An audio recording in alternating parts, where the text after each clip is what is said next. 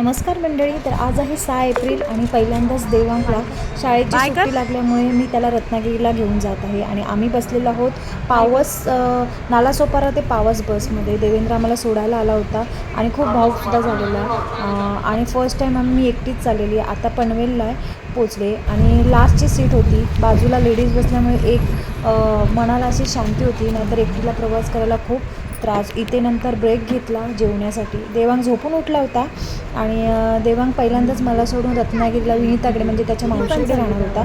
त्यासाठी मी त्याला स्वतः सोडायला गेली आणि आत्ता आम्ही पोचलो आहोत चिपळूणला. चिपळूण झाल्याच्या नंतर मग मध्ये काही शूट केलं नाही. डायरेक्ट आम्ही सावंत पाल्यांच्या इथे रत्नागिरीला उतरलो आणि इथे माझे भाऊजी घ्यायला आलेले. सकाळी 5:30 वाजलेले आणि आम्ही आता घरात गेलो. त्याची मावशी डोअरच्या पाठी लपवून त्याला भॉ करून सरप्राईज देणार होती. तर आता आम्ही तिच्याकडे पोचलेलो आहोत. भेटूया मग उद्याच्या ब्लॉगमध्ये.